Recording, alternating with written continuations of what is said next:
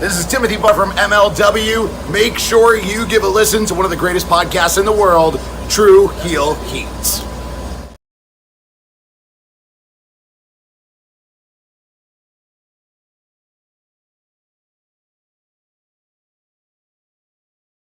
Hey everybody, it's Tony Schiavone of All Elite Wrestling, and this is True Heel Heat, and I said it right, you motherfuckers.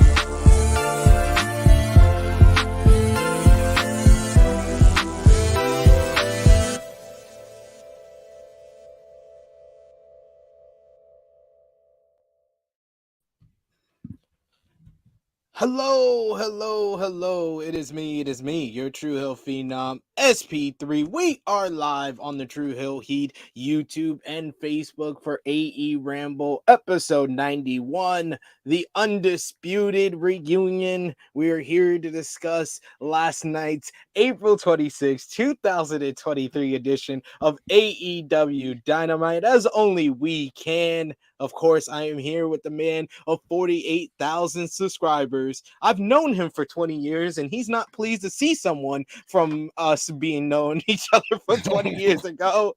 He is Jimmy Macram. Absolutely. I feel this is the shift in the tide. This is the shift in the tide in the war. It's fucking Roderick Strong. I feel it in my bones. This is the Austin 316 of King of the Ring. I feel it. This is it right here. This is fucking a new era. That wasn't even the moment. Austin to wrestle Yokozuna. No, we're gonna look back at this and go, this right here was when it happened. This right here was when it's over. I'm telling you. As you can tell, Jimmy's in a great mood today. We're here to discuss AEW Dynamite as only we can for AEWramble episode 91. Thank you all for joining us. Thursdays at 1:05 p.m. Eastern Time. This is when we review AEW Dynamite. We appreciate you for joining us live. If you are watching us on demand, remember to drop the thumbs up on this video. Share this video with all your wrestling fans, friends, and family on all your favorite social media platforms. If you are new to the True Hill Heat YouTube channel, hit that subscribe button, hit the bell to stay notified for all the great content here. And we got plenty of great content coming up throughout the week, so stay locked right here. And if you're watching us on demand, let us know in the comments down below what you thought about AEW Dynamite. And of course, if you're watching us on Facebook, drop a heart, a like, an angry emoji, a laugh emoji, however AEW Dynamite from last night made you feel. And of course, sound off in the live chat. We'll try to highlight as many of your comments as possible. But if you're feeling generous and you want to give back to what we do here on the True Hill Heat YouTube channel, you can send a super chat donations. Those are always appreciated. We got Dolores in the chat saying, "What's up, everyone?" We got CM who says, "Oh, ish, y'all on time for once. We cut the pre-show meeting short." Nice to see you too. ALW saying THH fam, yo. We also got Simeon who says, "What's up, SP3 and Jimmy?" I'm convinced Tony Khan is channeling his, inner Kendall Roy when writing Dynamite episodes. He certainly is. I've never seen somebody self-sabotage himself so badly. He can't help it. He cannot help himself. CF saying y'all think Jimmy cannot get a disclaimer longer than CHK won't blink. Hey, they improved the CHK segment by making it a pre-tape. They knew better this time after the last time they did it live and he didn't blink for 3 minutes. Why is he here? Besides the obvious, which is that fucking people who own wrestling companies can't help themselves. But why is he here, like in the universe wise, to make an announcement we could have made in 12 seconds by Tony Schiavone, like we did later on in the night? They could have made that just the video package. They could have made it just the video package. But we'll hear from Tony Khan, and Tony Khan major announcement has become a meme, and it's a bona fide draw. A bona fide draw. It wasn't last week. It wasn't last time. Don't forget. I didn't forget. I don't forget nothing. It's over. Let it go. You ruined it. We got Alan Weinstein apparently yelling at us saying Roderick Strong is the savior of AEW. Recognize greatness, Sammy. I'm here for your sarcasm and I appreciate it. Thank you, Roderick Strong. And we got an early super chat donation from Caden. Thank you so much, Caden. We appreciate that. He says, glad I got to be there for Roddy's debut. See, he was there for history. He was there. He was there. Yeah. So he can tell me exactly how great that Jay White segment from Dynamite was. I appreciate it. Please let me know. Oh, wait. I know. It's only been a few weeks. It was on Rampage. He saw Rampage. Okay. Yeah. Oh, you bum stand. Well, just wait a few weeks. It's only been a week. It's only been 2 weeks. It's only been 3 weeks. How long you want me to wait? It's been 3 weeks. Yeah. Dynamite's only been around for 3 years, 4 years. You got to get time to build a brand. Shut up. It's over. It's done. Hey, you got to work your way up. You got to work your way from Rampage to Dynamite. Got to work your way up. Chilling with Jay saying he here for the ratings. I guess he's here for the ratings. A lot of spelling miss errors so far. It's from the comments. Annika saying he heard Triple H was making an announcement and he couldn't help himself. He did not promote. They did not promote it as an announcement. They said they did not hear from Tony Khan. I guess he's learned that those announcements have been let down to a lot of people. So we'll hear from him. He's here. But why? I want to hear your opinion on why. Like why he feels the need to make an announcement. Is it just general ego? I'm not knocking him. Every wrestling promoter ever has put himself on TV. But is that it? That's just the reason? Yeah. Probably. I would think. I don't know. Frantic World saying, what's up, SP3, Jimmy, and Chat? We got chilling with Chase saying, Jimmy, you need to watch All Access. Tony is so funny on that show with his little screen time. Yeah, just his moments backstage. Oh, that was great. That was great stuff. Great stuff. Oh, yeah. I love it. You really gave it to him there. Oh, my God. Trying to interact with athletes. How awkward is that? Ugh. Frantic World saying, come on, Jimmy. AEW can have good moments too. Yes, they can. Like with, he acknowledges that. He does acknowledge that. Agreed. Malachi Black gouging out Pac's eyes. Britt Baker. He's just gonna name every moment that he forgot about. Jericho getting cut with a pizza cutter. Yeah, they were all amazing. I remember. Oh, never mind. I sometimes hate you very, very much. I just want to say that. Just want to let you know, very much hate you very much. We got King of the North who says good morning SP3. He also says good morning Jimmy. See, she's showing you some love, some respect. Oh, my fault for Okie doke. Let me tell you something. If you were fucking in America in the 40s, you were black and some white guys being nice to you, you don't go, oh, I guess I'm a part of the team now. Before you get that fucking knot on the back of your head. Absolutely not. Fuck that. The words and opinions of Jimmy Macram do not necessarily reflect those of True Heel Heat, its viewers, or affiliates. Why did it have to be a comparison to... These things will pop into my head, and that's what I go for. Apparently so. Chilling with Jay saying AEW debut cycle, show up and interrupt the match, do a video package, wrestle on Dynamite, wrestle on Rampage, and then who knows what's next. That's pretty facts. That's pretty good there. He didn't. Roddy did not interrupt a match though. Just saying. Oh, that's true. That's a very good point. Can't wait to see that video package. He broke the mold. Pac wrestled blindfolded. This is true. It was a beautiful, brilliant segment that David raced. Hey, he did know he did. He wrestled with a blindfold for months. For months. That was my favorite. Nah, I'm not getting into it. I'm so annoyed. It bothered me. Hey, we got a question here for you, Simeon accent. Jimmy, did you hear about WWE 9/11 creative plans? I did, but my question would be, who is that guy? Like, Who was the guy that they were going to give the 9/11? No, who's the guy that was who's the guy that was talking? Like who's the guy? I read the transcript of. He said we should do this, and then some lady tried to change the subject, and he said this again. Who was that guy that was giving the idea? Oh, it's probably one of the names that she's suing because whoever's the head writer. Chris Dunn. The head writer. I think that was his name in the lawsuit, wasn't it? I don't fucking remember. But that guy's out of his fucking mind. And he's got an ego. Like, oh, I guess Susan's the Callahan. There you go. Yeah. Ryan Callahan. Like he's I guess Susie's the head writer now. She was like, I just think we should change the subject. Oh, everybody listen to Susie, people. I was like, holy shit.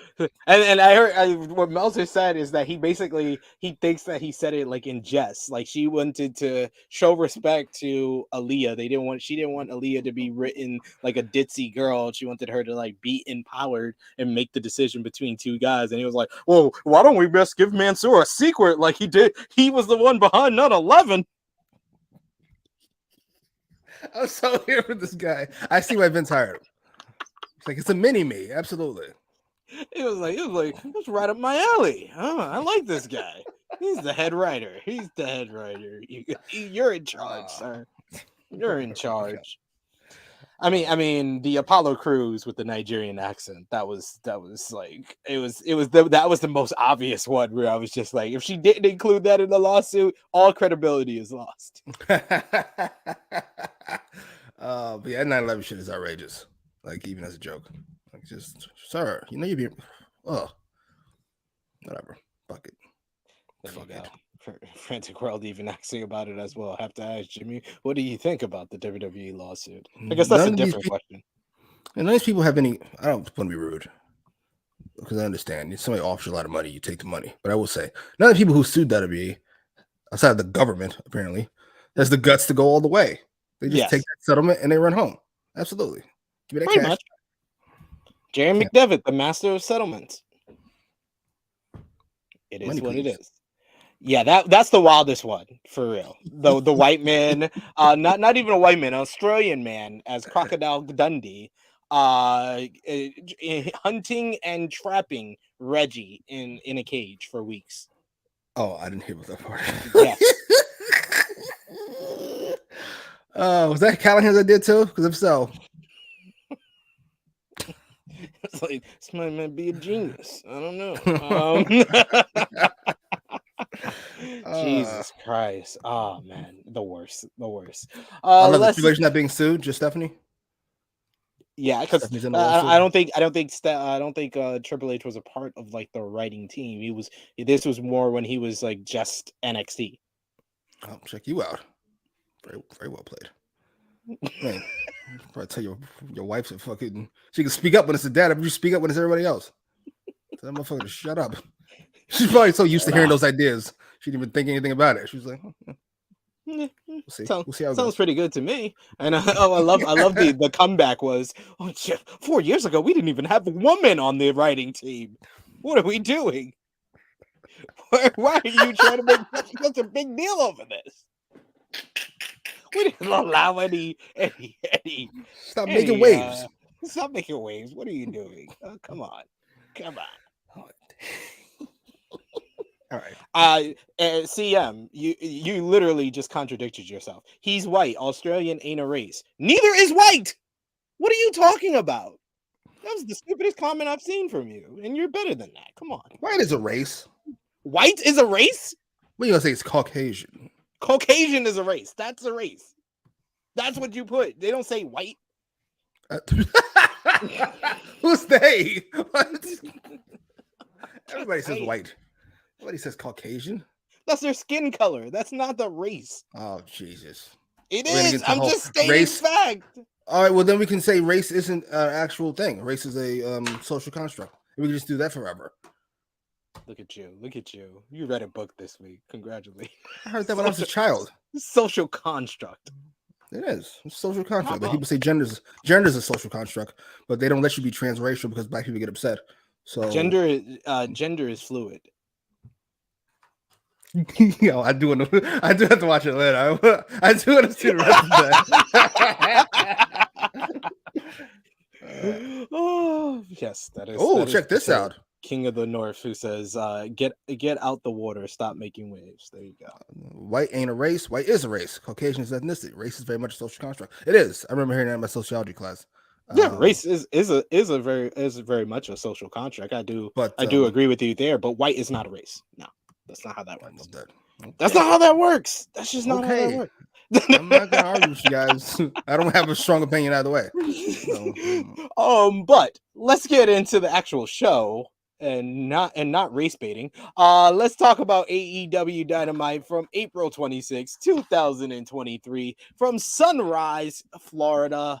What did you think about the crowd last night on AEW Dynamite? Very disappointed for a slave stage. And I was completely grossed out by fucking. I can't be the only person to notice. Did you notice fucking fake Fat Joe in the front row just being obnoxious? Oh, with the Burberry scarf. Yes, he was so annoying. God. He was so annoying me. He's so, what about so you, sir? Jesus, whatever. So annoying. He got on my nerves. He was trying to get himself over with Bandito, and Bandito was playing to it, but then he just kept being annoying the whole night. I do agree. The whole night.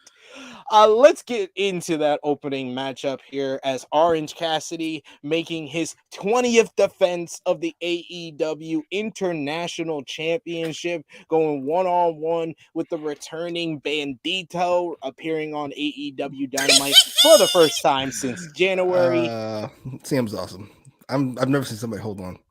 She never lets anything go. Keep going. All right, go sit in the corner. Bandito. Oh wow! Sit in the corner. Sit in the corner. Let's. This matchup was definitely entertaining. I did enjoy them kind of playing to each other with Bandito with the guns up, kept stopping Orange Cassidy from putting the hands in the pocket. Then at one point, Orange Cassidy decides to put his Bandito's guns in his pocket, and then he also tried to do what Bandito was doing with the flips and everything, just trying to match his style. I like commentary kind of adding to it, talking about how Bandito wanted to switch up his style and counter some of Orange Cassidy's signature moves, even putting him in like the numero dos, as I like to call it, the finishing move for El Desperado in New Japan Pro Wrestling. I loved Bandito just doing different ways to lift Orange Cassidy with one arm. He did a one-arm gorilla press, one-arm delayed suplex at one point. He tries it again, and Orange Cassidy is able to reverse it into the Stun Dog Millionaire. Orange Cassidy goes to the apron. He's about to go up top, and Bandito cuts him off and does a one-arm deadlift superplex from the apron. That was really good. We get it. Jesus.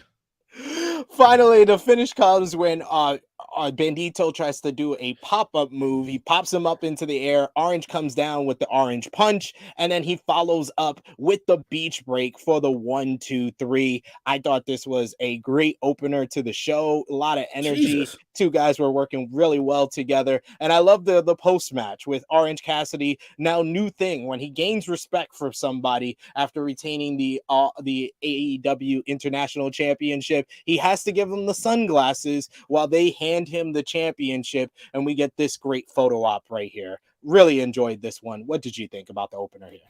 I did not really enjoy this one. It was good, but it was pointless because I knew he was going to win the whole entire time, because Bandito is not featured on television regularly, so he's not going to be Orange Cassidy for the fucking championship. So why the fuck are we doing this? Match was fine. You'd be surprised. There was a lot of people that thought he was going to win here. That was what was being said online. They was like, that would be the perfect way to heat him up. That was so much to dig out of that statement. You said a lot of people thought so already. People are idiots. Then you said it was online. Already, we've doubled the idiot population, and then it's wrestling fans online. I don't take any of you seriously. It's like 3 of you I think are halfway decent. To heat up Bandito, right? Because that's on the agenda. We have to heat up Bandito. Right? We've got to build towards double or nothing. We've got to get the Wembley Stadium show ready, and we've got to heat up Bandito. Don't forget, that's very important. Stop it. Now Bandito's going to go into the ether for another month. Not that I care. Either way, he's fine, but I won't miss him. Just saying. We know what was going to happen. Or at least I did, and everybody with any kind of common sense did. Stop it. How many of you idiots thought? I apologize. How many of you people? let me. I'll just help you out so that you can just continue on. And The words and opinions of Jimmy Macram do not necessarily reflect those of True Heel Heat, its viewers, or affiliates. How many of you people in the chat thought Bandito was going to beat Orange fucking Cassidy? Stop it. Knock it off. If so, you should be blocked for God knows how long. More than 5 minutes. I'll tell you that goddamn much. Oh, we got James Hayes who says fun matchup. We got Chase Oliver who says good opener, another defense for Orange Cena. We also got Caden who says really good matchup. Really good match. Orange Cassidy is a wrestler of the year contender for sure. We got James Hayes who says Orange is amazing. We also got Simeon who says Bandito wrestles such like an old school lucha style. It is so good to watch. He's different. He definitely is different from the, Ray Phoenixes of the world and Elio Del Vikingo. Jesus, that's a mouthful. He mixes. He's very much the lucha libre version of Pac in a lot of ways. He's short, compact. He could do the high flying, but he uses a lot of power. Feels kind of blasphemous, but we'll take it. Why is it blasphemous? And I get it. I get the comparison. I get the comparison you're making, but by the comparison, you're putting Pac and this guy in the same sentence, and that ain't it, Chief. Sorry. Hey, Pac likes to take vacations. Bandito took a vacation since January. He had to work out his visa. Great. At least you got an educated fan base here. I don't see anybody who thought Dummy was going to win. Fair enough. Why am I calling him Dummy? I like Bandito. Why you? Hello, welcome to the show. I'm just gonna say AOP. I'm gonna say your initials because I don't want to butcher that name right there. We got Frantic World who says Jimmy needs to watch more AAA. No, he needs to be good on the show I watch. He's good. He's had nothing but good matches. Let's go find you to watch you be good. Where did he do that at? Has he not have nothing but good matches since he's been in AEW? Yeah, nothing but good matches. Yes. Good to great. He's had great matches. The match with Danielson was great. This match, he had a great match with a dragon. How did he do that? That's impressive. Where did he do that at? All right, I see what type of show we're about to have today. We go backstage. Renee Paquette is with Adam Cole, baby, and Cole says that he's gonna call out Chris Jericho tonight and show him the mistake he made. Orange Cassidy and Bandito pop up after Adam Cole's done with this interview, and Orange thinks that Renee is here to interview him after his win, and she tells him that she was actually interviewing Adam Cole, and this segment is done. And he says, "Oh," and then he walks off, and then Bandito says it in the same tone as Orange Cassidy. I like this pairing already. I'm down for this pairing. I love the segment. I don't know why. It just did. Just the delivery of pop me. I'm sorry. It just popped me. It all felt very natural. This match was not great. Knock it off, Caden. He already started. It was. He doesn't have the great. You just said the dragon match. You thought the dragon match was great. So how is this match great? This match on the same level as the dragon match? The dragon match was fantastic. This was great. Jesus fucking Christ. There's levels to this. There's levels to this. And this ain't it. Sorry. 4 stars. I'm sorry. 4 stars. Oh my God. I'll give it 3 1/4. I was so just like, this is a good match. That's a good 3 1/4. Oh my God. You were serious. 3 1/4. That's a 65. That's just a good match. You stay being cheap with the quarter stars. You guys just give it away willy nilly. Then one No, way I like don't. Hammer. No, I don't. Like Hammer broke because you decided to put all your friends on. Yeah, I don't know what to tell you. That's how that works. You've literally called Osprey and Omega the best match you saw this year, but you're not willing to give it 5 stars. I love that. 5 stars is not the best match I've seen this year. 5 stars is supposed to be the best match ever. That's why it's the full 5. What? So you can only get one match. That's 5 stars. You literally can't rate another. So that's like saying that one movie that is 5 stars, another movie can't be 5 stars. If you have a movie at 5 stars, and then you watch another movie that is better than that movie, we'll say it's better than the movie you already saw. So you have to go. So you're basically saying that you have to go back and re-rate the other movie. If you rated 100 fucking movies, you now have to go back and re-rate 100 movies. There's one best thing. There's one best thing. There's not 8 best things. I'm not entirely sure how this works. How you were all confused by this concept. No, it's not that's like saying more than one kid in a class can only get 100. There's only one kid that can get 100 on a test. You can have a perfect test. But multiple people can have a perfect test. Multiple matches can be perfect. No, yes. Well, multiple matches can be perfect, but there's one best. There's only one best. I'm sorry to inform you. But 5 stars is not 5 stars is a perfect match. It's not about being the best. You can have multiple 5-star matches, and you could say one is the best. Here's what I'm saying. If you have the same rating, then we're not the best. There's 2 best now. There's 2 best. I'm pretty sure we're gonna be arguing about this to the end of time, ladies and gentlemen. Until I stop camera wrestling again. By the way, Kaden says this match was great. We got Simeon who says Jimmy is on one. It's so on one. We got. I do feel good today. I'm gonna lie to you. Huh? I do feel good today. I'm not gonna lie to you. Kaden says SP3. The way you say bandito always pops me. Okay. We got the bandito at the end popped me so good, so huge. We got King of the North also saying my friend trained with Bandito in Mexico at his gym, and he said this is what Bandito was like off screen. So it's because he doesn't find your friend very interesting, so he just says, "Oh, wow, trying to get the fuck out of this conversation." That's all. See, this is the point that I always make fun of Caden's star ratings, because I don't just give away willy-nilly stars. Caden does, because if he enjoys something, if he enjoyed it, it's 5 stars. If this is like people who don't rate high enough, and there's people who rate way too high, you are closest to this side. This obviously is Caden. So you're closer to this side than this. No, I'm not. I'm in the middle. I'm in the middle. Meltzer is a lot closer to Caden than I am. Look at you with a good take. Who? King of the North. I love that. I agree with something that Jimmy said. Oh, it's a good take. Good take. Finally, good take. King of the North saying it's not how my mind works, but I see why he thinks this way. Of course not. Otherwise, you have good takes all the time. Instead, it's just one to the blue. I'll take it though. Chilling with Chase says, I think there can be multiple 5-star matches. Chase saying, because you rating the matches based off watchability. I don't, because I think Rock and Hogan is infinitely watchable. I wouldn't even think about getting the match 5 stars. That is true. You know what? That is true.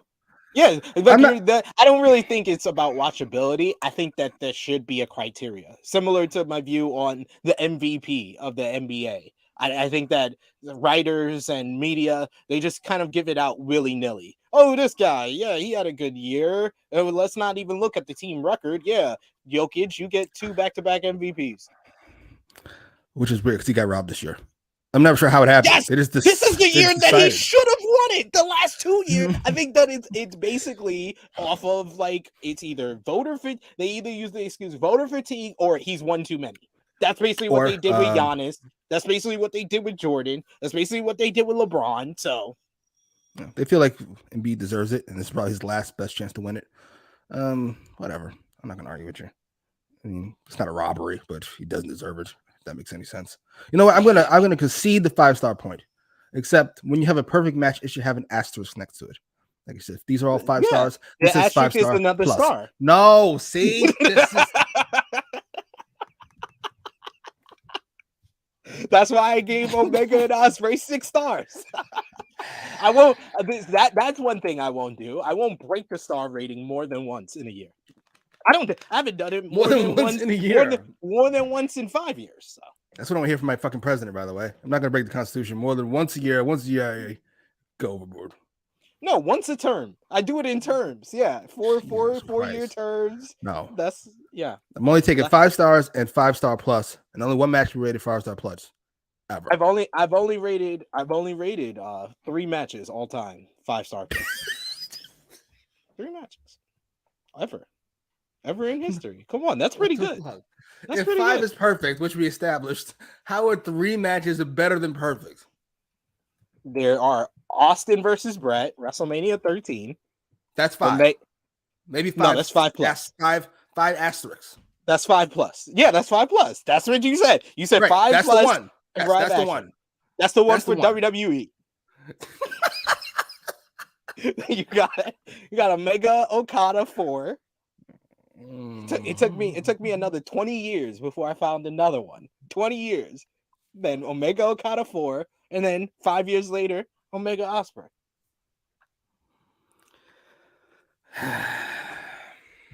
I don't see the problem. I'm gonna give you 5 plus 5. That's it. I didn't see the other kind of match, but I'll take it. You're still making your way. Have you watched the second? Have you watched the second one yet? No, I have not. I forgot what happened, but something happened early, and I think it might have been the announcing. I'm just bored. we got King of the North said he sounded so defeated with that no. I thought we were making progress. King of the North says 5-star plus is fair. Don't gotta add a star if you want to keep the scale intact. That's fair. We need the scale. That's also fair. That's also fair. Come back, CM. That's 5 stars. That's 5 stars. He asked you. Yeah. What you don't think that's 5 stars? Come on. No. You love that match. It's a great what match. Was it? 4.5, 4 3/4 to you? No, that's how I think I did give it 4.5. Is that Revolution? Yeah. Yeah, 4.5. Stingy with the quarters. This man's got 50 cents. He don't got $1. Let's go. Next segment, we get Renee backstage with another interview, this time with Darby Allin and Jungle Boy Jack Perry. Darby wants to settle things between them as he was offended by the ending to Jack's match last week with Sammy Guevara and MJF getting involved, and he says that for the sanctity of he cares about the 4 pillars as much as he does, he hopes that he can have his back here tonight and make sure that they don't try to cheat him over like they did him last week. Jax agrees that they both went too far last week, and he wishes Darby luck, but he says that a part of him wishes that it was him against Darby tonight, and Darby can't help himself but to be a prick again, and he points out that he thinks that if it was Jack versus him tonight, he would beat him again. And then he still expected Jack to come out and help him. I saw some reviews today with oh, Jack, yeah, Jungle Boy agreed. I was like, Jungle Boy never really agreed that he was going to help him. And then Darby put some salt in the wound, so he definitely was going to help him after that.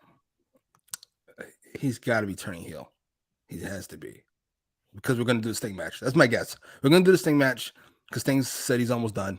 So Darby's going to turn heel so we can have this fucking match. Because otherwise, this makes 0 sense. We established that Darby's a douche last week and that he's an idiot this week. Because if you want his help, you should probably lay off, I would beat you. Probably not say that if you want to come out. Just a thought. I will say this, by the way. I'm not the tallest motherfucker in the world. But how much better does that graphic look of Jungle Boy and Darby with Renee there instead of tall-ass Marvez hovering over the both of them?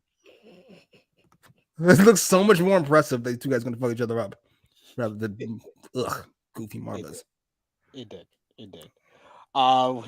We got King of the North here who says, I think Jimmy is just strict on the 1 through 5 scale. My question is, what happens if the match doesn't get a star? It's a 0 to 5 scale, and it would just continue. Okay. A I don't dud. need to go negative. Dud do 5 scale. Dud. We got Simeon who says Austin versus Brett had a better match at Survivor Series 96. The Mania match just had more drama. LOL. No, and yes at the same time. The Yeah, drama it's yes. no and yes. If you're talking about just in ring work, yeah, the Survivor Series 96 is, but it's more than that. It's more than in ring work as the criteria for a 5-star matchup. It's about the build up. It's about the storytelling. It's about the finish. And Brett doing the climb up the ropes, reverse the thing that I saw against Roddy Piper. No, that's not a better finish than what we got at WrestleMania 13. Agreed. And like I love how we're just like, if you remove the drama, then it's a better match. If you remove that whole thing it's built on, then it's a better match. Yeah, I would imagine so. You take Michael Jordan off the Bulls and not that good. Yeah, sure. Whatever you say. I agree. And Sleeping Angels, I don't even know. I know you're probably trying to say biased, but that is your buy seed. Your buy seed. It's 1:40 in the afternoon. He's drunk. Leave him alone. Oh, okay. It's 5 o'clock somewhere. We got King of the North saying, does Jimmy have an Alvarez scare where he can give -5 stars? Jesus fuck. Has he done that? Yeah, he has. He thinks he's so fucking cute. No. I've seen -star matches. You've seen -star matches? Yes. A match that I would have seen. That was so bad that you had to give it -stars. No. I'm curious, God. I want to hear the one that comes off the only matchup that I think I gave -stars to this year was the Bray Wyatt versus LA Knight match at Royal Rumble. That's a -star match. I don't have -stars. No, as bad as that match was. No, just gonna go dud. Just gonna go dud. Poor LA Knight. Look at you being nicer than me. We got Annika saying that was playful banner. Jungle Jack being pussy. I mean, Jesus. It was. Simeon, I do agree. It was passive aggressive and sarcastic. Who? Which one? With Jungle Boy. Jungle Boy was passive aggressive. Why? How? No. I mean Darby. Darby was passive. Yeah. It's very like enough of you. I'm sorry. I'm about over Darby. Unless he's turning heel, which case is the nice start. I don't want him to turn heel, by the way. I think he's a great babyface. I'm just saying. There you go. Yeah, Annika, I didn't name that one because that is the one that Brian Alvarez gave -5 stars because I knew that Jimmy never seen it. Was it that bad? Yeah, it was that bad. No one argued with him that was a -star match. Frantic World saying Jack gave Darby the all right, I'll help you, but he was really thinking I'm not helping this emo guy. You guys see, this is why you end up following women around the club because you're not listening to what they're actually saying. If you listen to what Jungle Boy actually said, he said, "Good luck."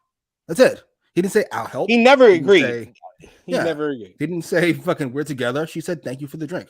And that was it. That's exactly what she meant. Thank you for the drink. There was no added that's just it. Thank you for the drink. Moving on, we had Dax Harwood going one-on-one with Double J, Jeff Jarrett.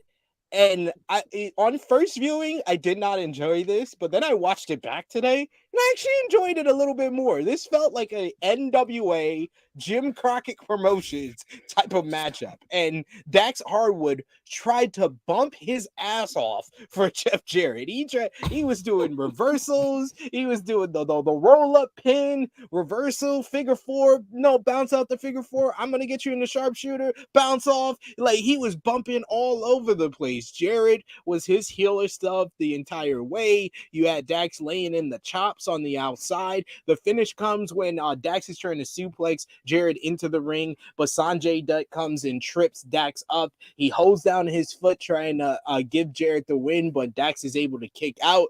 Dax goes around the ring and chases Sanjay around and walks into Jarrett, giving him the stroke for the 1, 2, 3. Jeff Jarrett, yes, defeats Dax Harwood in the year of our Lord 2023. And I'm sure there was some people that hated this, but I love this. I really enjoyed this matchup. This was an entertaining matchup, and Jeff Jarrett at 50 something years old, he can still have a good matchup. That's what I thought. What did you think? I didn't think bad. I'll tell you that fucking much. I felt like this match was moving in slow motion. It was. I was like, yo, this would look really cool, sped up. I think that was my first thought. Watching the matchup, I was just like, oh, this is fine. It's just in like 1 miles per hour. That figure four shit where they kept doing it over and over again. I was like, yo, this is so slow. I get what we're going for. This is awful. Not to mention the lack of AEW. Do they have a different rule book than every other wrestling rule book? Fucking Sanjay Dutt gets kicked out, then he comes back. The referee sees that he's back, and we still just continue to match like nothing happened. All right, sure. This is fine. Match was fine for what it. Oh Jesus, match was fine for what it was. So we can get a fucking FTR Jeff Jarrett Jay Lethal match. Sure, whatever you say. Horrible, Jesus. See, we had to give the the juxtaposition. There's some over here, some here, and then some over here. I'm more over here. I'm closer to over here now. You're in the middle, and then we have James, who says it was absolutely horrible. We got Simeon who says, "What the fuck is Jeff Jarrett doing in 2023? Winning matches, actually like the action. No cap. I guess no cape, no cap. Cap. Yeah. I don't know what his obsession with Jeff Jarrett is." Tony Khan's, but go ahead, Jeff. Get a paycheck. He likes the theme song. It is a great theme song. So it's not your face, Superman is on your cape. It's timeless. It's timeless. It's timeless. It was my favorite in TNA days. It's one of my favorites in the AEW now. But it was appropriate. I did like, I think I see the comment here from King of the North saying, big fan of Double J winning right before the Owen Hart tournament announcement. That little hindsight tie-in is cool to me. Yes, it was cool. As next we had Jimmy's favorite segment of the show. Tony Khan is here to announce the opening ceremonies for the Owen Hart Cup. It will take place at Double or Nothing on May 28th. That will be the opening ceremonies, and the tournament will go through. It will have some matches in Canada, including at Forbidden Door. That means that New Japan Pro Wrestling will be a part of the tournament this year, and that is a place that Owen Hart has some history there, as well as a former IWGP Junior Heavyweight Champion. And the finals will take place on Saturday, July 15th, in Calgary, Alberta, Canada. It's got a fucking Jerry curl. That's your soul glow. It looks like a little Jew boy. Little Jew boy. What do you think about the Owen Hart Cup coming back? I would be excited about it if we didn't fucking ruin it last year. Sorry. Fucking 8 women. You have 7 right answers. There's 7. You can pick any of these 7. Fucking close your eyes and point at the wall, and you got a right answer. And he picks the wrong one. How's that even fucking possible? Because they're a couple, and he likes good-looking young men and women together. He's so creepy. He's so creepy. Can we be honest? I know you guys think he's just their friends. He's so creepy. His obsession with Sammy and Tay and fucking Britt and Adam Cole is creepy. I don't care what anybody says, and I can't be convinced otherwise. I'm sure he'd pay them to have sex in front of him if he could. Avoid the lawsuit. Simeon Tay and Tony Khan Scrumptious. dress up scrumptious for you, Jimmy. Just scrumptious. Scrumptious. I love it. I love it. I love it every single time. Love it every single time. Scrumptious. It does like he's auditioning for something. Like, Jesus fucking Christ. You're 40, sir. I'm serious. I'm not going to sit back and take this fucking shit.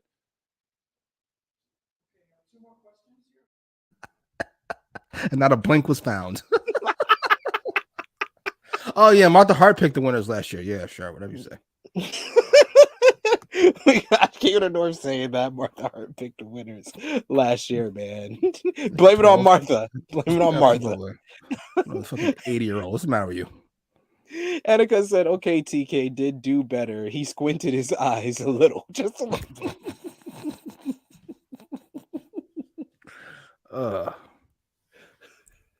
Yes, I love. That's my favorite clip. That's my favorite clip that we play on this show. Well, it's great. I was any opportunity that I can, I'm gonna do it. I'm gonna take it.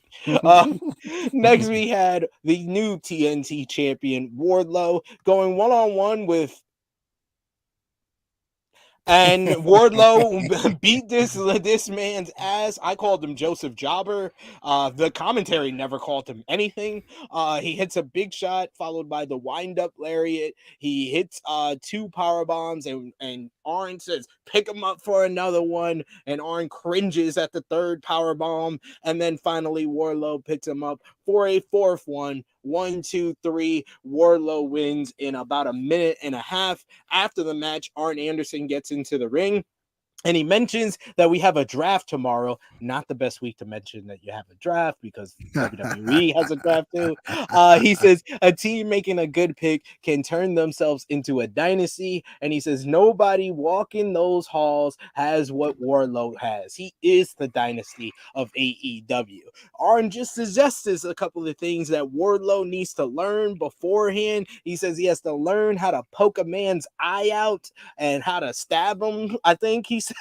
I thought he was just gonna say, when a man tries to steal your car, you pull out the Glock. But we didn't get that far before Christian Cage and Luchasaurus come out. They actually walk down the ring this week, but Christian walks up the stairs. He looks like he's gonna get in the ring, and then he just backs away.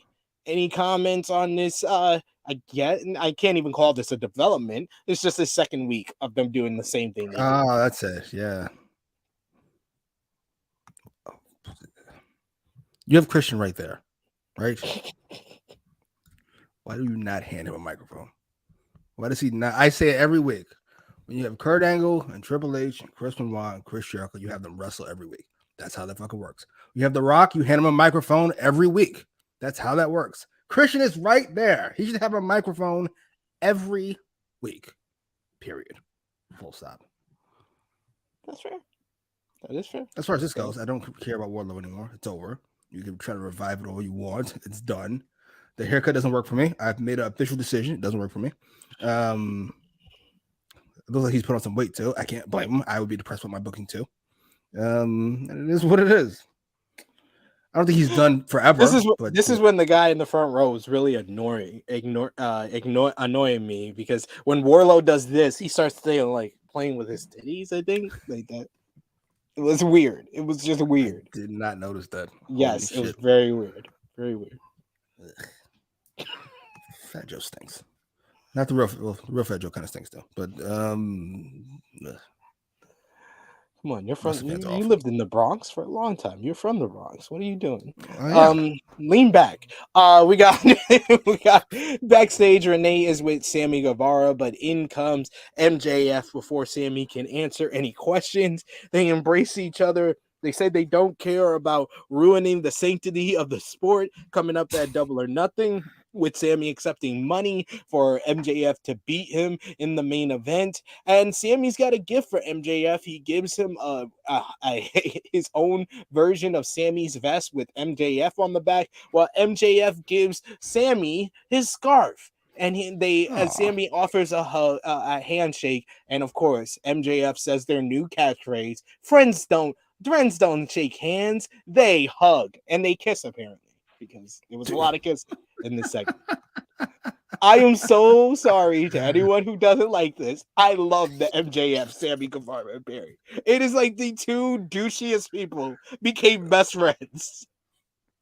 I do like it up until the end. We'll say the end of the show. I'll tell you why, but up to this point, I'm loving it. I was loving this. It's hilarious. I don't care what it says. In every way possible. Next, we got a couple of comments I want to feature here. We got Frantic World saying that Arm Anderson is really about that street life. Yes, he is. He is indeed. Big Man Dog says Christian should have said literally anything. I agree. I don't ask much. I agree. I definitely agree there. We got Caden trying to give us the jobber's name. If the commentary don't care about his name, don't expect me to care about his name. Say, put some respect on the CCW champion. You're just making up letters. You're just making up letters at this point. Couldn't care what his name was. CCW. Couldn't care what champion he is. That's hilarious. What are we even talking about? We got Annika saying, why couldn't he just have vignettes of Arn Anderson training Wardlow before he wins the belt? I said that last week. I said that this pairing would have worked much better if it was in the lead up to him winning the championship and not the night he became the champion. Just me, I guess. EBB saying, I kind of wanted Arn to say Wardlow's World. That would be kind of funny, actually. That would have been funny. We got Big Red Dog saying MJF kissing Sammy like they're in a Korean drama. That's pretty funny. One Mike Nation saying, I wish the Sammy MJF bromance started weeks ago. That was hilarious. And Big Man Dog saying, I do like that they sprinkled in MJF and Sammy segments throughout the show. This show. Last 2 weeks. They did that. Last 2 weeks have been good with them. We get RJ City making his official AEW Dynamite debut. He's talking about the hustle and the bustle backstage and everything going on when he's immediately attacked by Jon Moxley. Moxley says that they have some scars to leave here on Dynamite. Claudio and Yuta are with him and they approve. And then Wheeler stomps out RJ City before ending this segment. Any comments, Jimmy? I really like that Wheeler's like that fucking fake tough guy who is the two tough brothers. Yeah, I'm here for it. It works. Healer Yuta.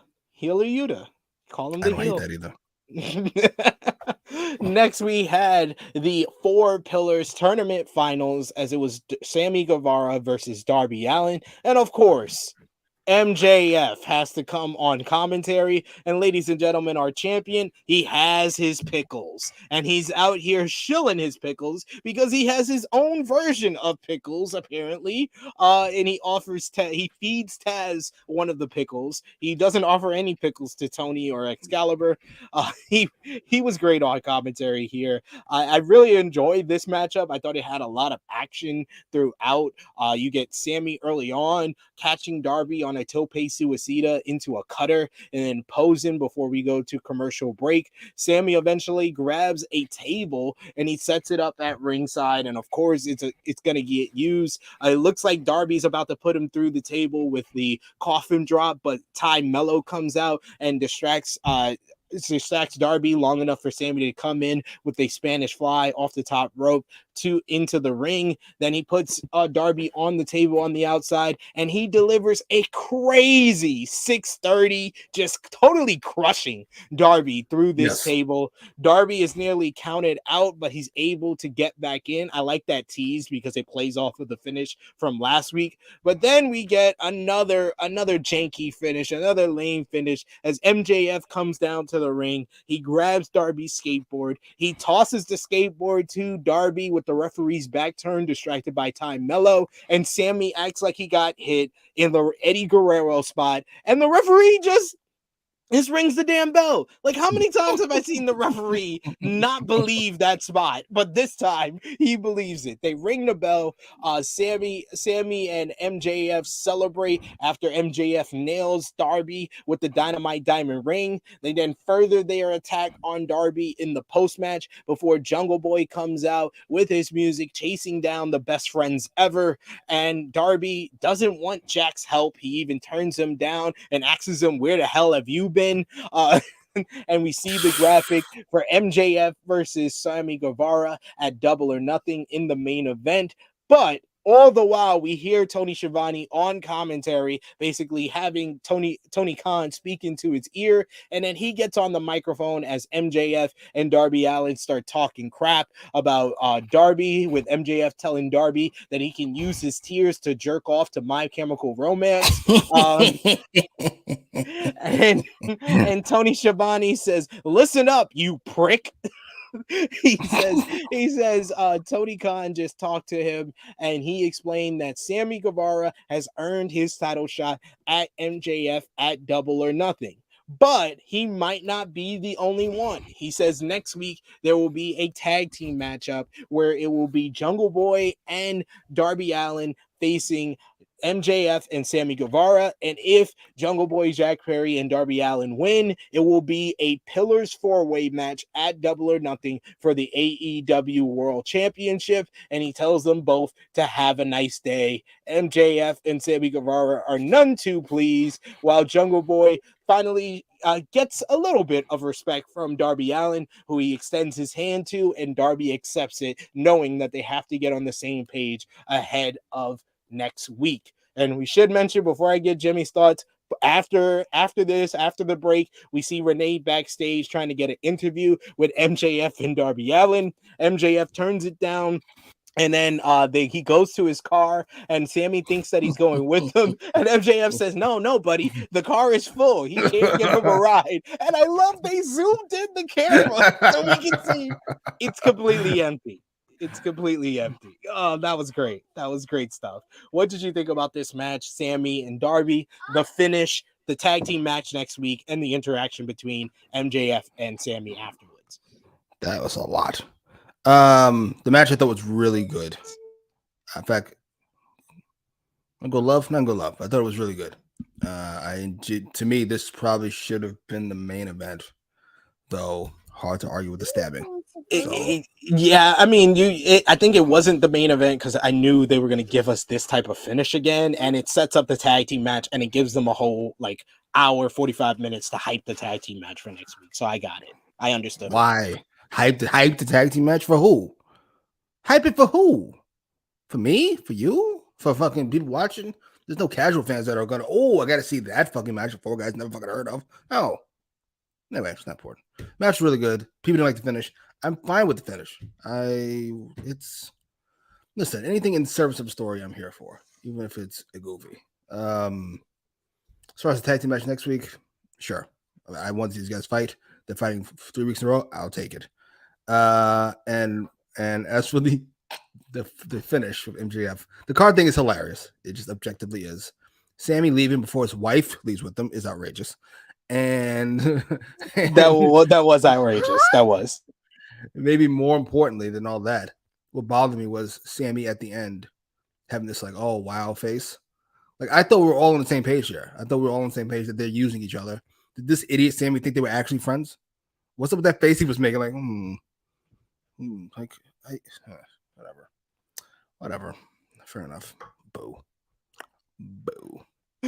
So you were you sound so 50-50 on everything.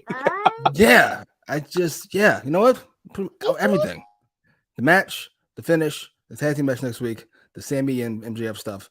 It was all I'll put it this way. It was all poorly done, but it's a story, so I had to take it.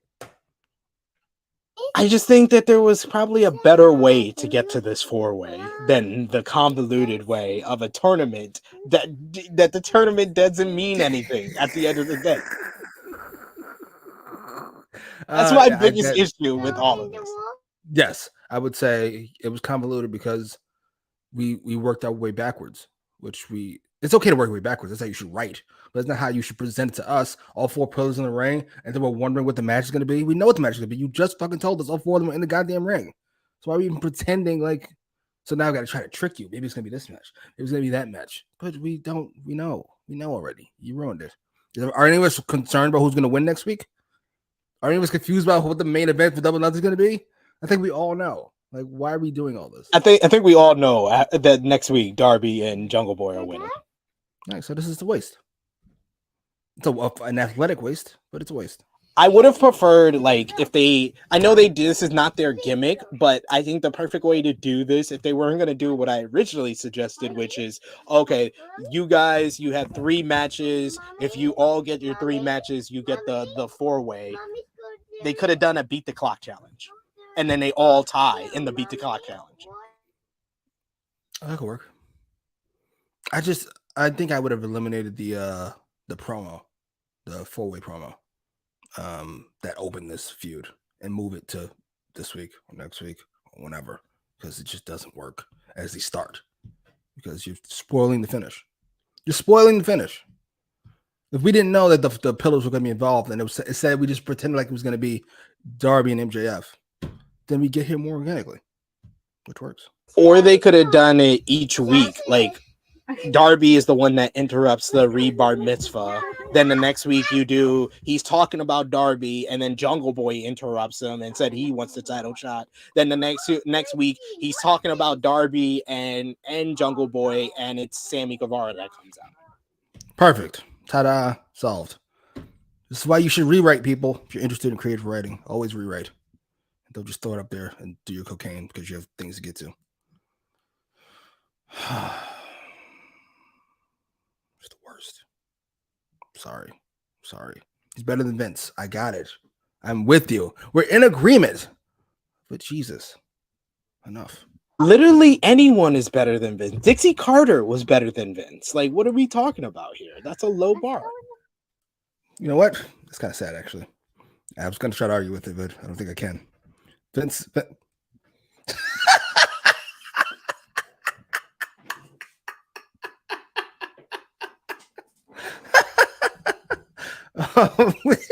So what is that? Yes, Dixie Carter. I can't argue with that. I was going to, but I don't think I can. She's kind of Vince. Jesus. I think Vince Russo, even at his worst, WCW was better than Vince since like 2016, 2017. I'm gonna agree because Russo he always tells a story, always. Even if the story is atrocious. And he's always entertaining. Sometimes for the wrong reasons, but he is entertaining.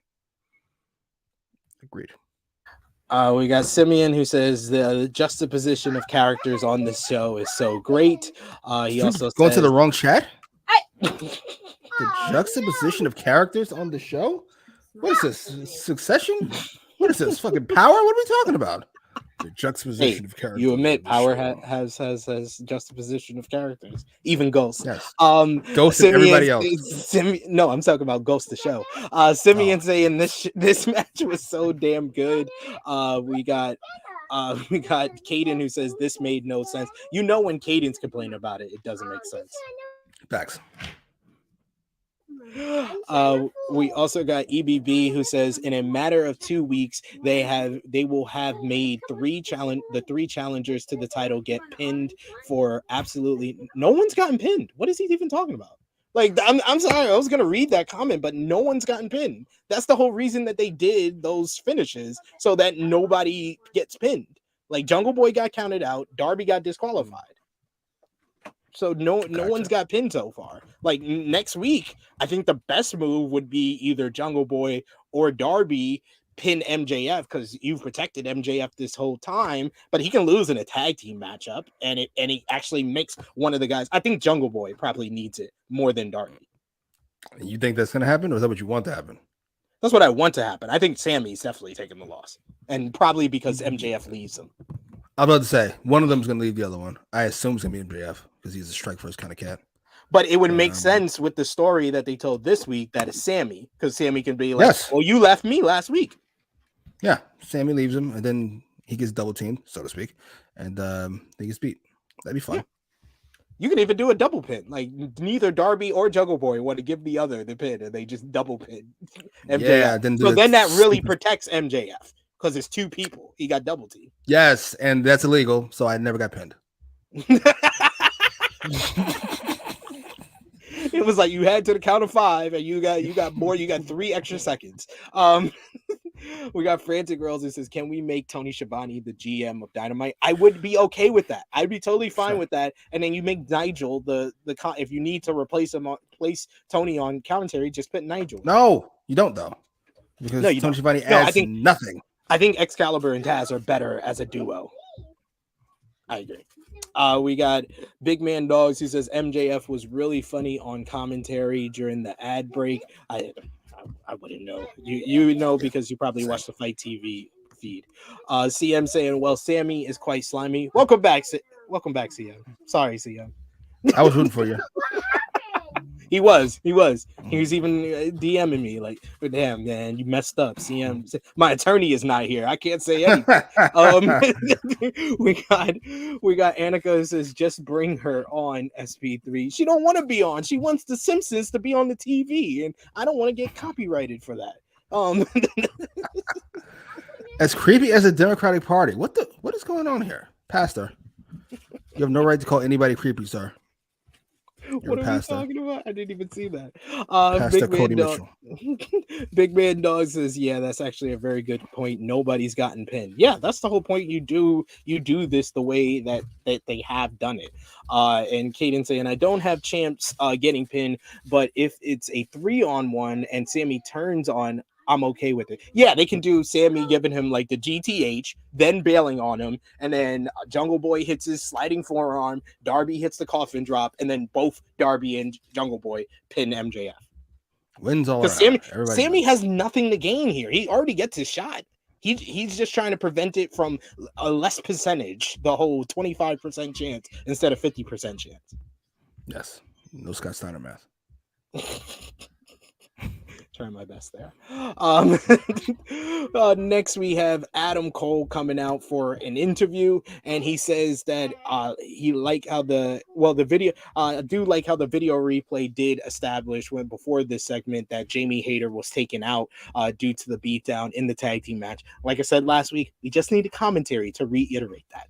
But Cole calls out Chris Jericho, who doesn't immediately answer. So he said he feels like he's speaking to himself. So he's about to go back there and find Chris Jericho. When Chris Jericho shows up on the Contron, I love that other people are calling it that now. Shouts out to Marcus Cash. He calls Cole a coward for allowing the love of his life to get beaten up within a few feet of him. That was great. That was great heel logic. I love that logic so much. And he says that he's gonna send out, he said his guys will answer the challenge though. Jake Hager, Daniel Garcia, Cool Hand, and Daddy Magic come out and start beating down Cole. Orange Cassidy and Bandito come down to try to help and make the save, but they aren't enough. So we get another save, and we get this big intro on the Contron. We don't know who it is at first. It says SRS, so I thought Sean Rossap was about to come out, but it's not that. It was an RS. Because Roderick Strong is in All Elite Wrestling. This was a legitimate shock because he was contracted to WWE. And this is one of those rare debuts that there was no hints that he was released from WWE contract. He was supposed to be with WWE, just recovering from injury, but he's here in AEW, and he single-handedly takes out J.A.S. on his own. We get the backbreakers, we get him taking out everybody. I love the opening chorus to his song was basically the CM Punk Kill Switch Engage meets End of Heartache. Great stuff. Strong clears the ring, and then he's all hyped up, and he stares over at Adam Cole, his former friend and member of Undisputed Era. They stare at each other, and then they finally embrace in the ring. This got a big reaction from the fans, and like I said, it was a complete surprise because usually nowadays you always hear something. Even with Switchblade Jay White with his debut, we already had heard that WWE weren't going to sign him. So it kind of if you put 1 and 2 together, you assumed he was going to show up in AEW sometime soon. But this one just completely came out of nowhere. Adam Cole stares off with Orange Cassidy, who he has a bunch of history with. And it was announced later on. 2 things were announced. First, Tony Khan on Twitter announced that it's official. Roderick Strong is hashtag All Elite, and also that next week it will be Roderick Strong's in-ring debut as he will team up with Adam Cole, Orange Cassidy, and Bandito to verse Jericho Appreciation Society in an 8-man tag. What did you think about this debut from Roderick Strong and this whole entire segment here, Jimmy? So, Jay White debuts as complete dog shit. And Roderick Strong debuts as fucking King Dick over here. What fucking I will say I am gonna admit Roderick Strong's debut was better than Jay White's. Significantly so. What the fuck? He got to come out and he's interacting with one of the top factions, the Jericho Appreciation Society, and lays all of them out on his own. By himself. He does it by himself. It wasn't a 2-on-1 beatdown. It was a legitimate, surprise that was kind of built up to in a segment and didn't just come out like, in the opening matchup of the show. So yeah, it was just better executed debut. I like both debuts, but definitely Roger Strong had the better one. Yes, I like the J.A.S. championship. Like, no way you'd like that debut. Nowhere. If I like Jay White, so I like the debut. Gave you 20 scenarios for Jay White debut that wouldn't be on the list. Knock it off. He helps Juice Robinson beat up Ricky Starks in the opening match before we cut away and do something else. Fuck these bums. That's such a bum. I hate dummies so much. Like, all right, let me focus. In the vacuum. What happened in there? I like Roddy. I remember him doing all that cool stuff like 10, 15 years ago. Surprisingly, CM, he only got one while you were absent. So he was on his best behavior. He knew his lawyer wasn't around. Wait, they mean I hate Roddy like I don't know who Roddy is?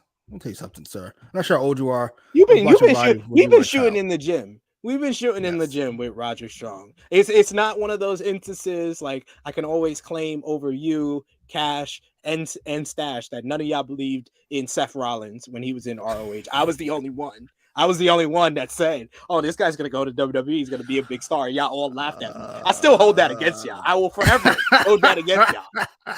I will forever hold that against y'all. But this one is you've always kind of liked Roger Strong, so I will say that. I will give you that much credit. Yes, but how long ago? But you never liked him that much. You just thought he was a good hand. He's a good hand. Yes, him, Davey Richards, they're all in the same group. Yes, a guy.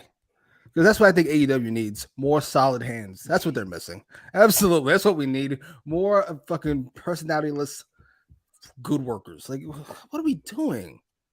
I don't even care. It's not my money. Feel free. But when you give him this debut and Jay White gets that debut, I don't think you can be forgiven. I don't think. No, Sammy, don't do that. It's not about heels and baby faces. Malachi Black came in like a goddamn super savage. Don't do that. Don't do that. He did. Come on now. Semiente and Roger Strong was a pleasant surprise. The right way to make a debut. TK learned from the chaotic Jay White debut. He learned. He didn't think that. He learned. He didn't know that would be a shit debut when he first said it. Sorry. So he comes in running down the entrance ramp, and then they beat up this guy. The guy gets some shots on him. They hit his finish, and they walk away.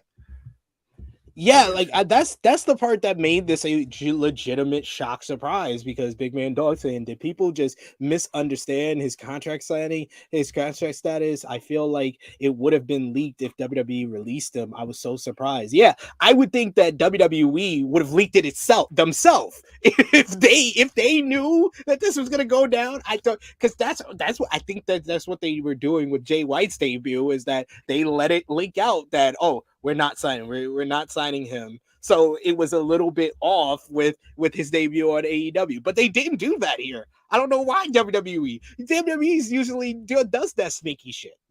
Why? Why do you think they did that for Jay White and not Roger Strong? Because Jay White is the actual star. Right. Fuck, we give Roger Strong. Who? I don't know who that is. Don't start that, please. Frantic World saying Roger Strong is free and he's in AEW. Now we just need Bobby Fish, scratch that, and Kyle O'Reilly, and we get the Elite versus UE in the future. We can have UE versus the Elite, Kyle O'Reilly, Roger Strong, and Adam Cole. Where's the lie? Why we don't need Bobby Fish. We don't need Bobby Fish. Why we answer Bobby Fish all of a sudden? What did he do? He had the biggest I'm not him moment when he decided to leave AEW, thought he was going to get a contract with WWE, and Triple H was like, I need another top dollar and a hit row. I don't need another Bobby Fish. I'm team Bobby Fish. He was hilarious before he left. He was hilarious. I'm not gonna front. Yes. I'm not gonna front like he wasn't hilarious. And I bet good money that we get this match in the future. I don't particularly want to see it, but we'll get this match. Finally, please, I'll be down. I want to see Cole versus Omega more than the actual faction feud. We got EBB who says, I always liked Roderick Strong and Kyle O'Reilly as a team more than Fish and Kyle O'Reilly. That is fair. They were a great team, Strong and O'Reilly.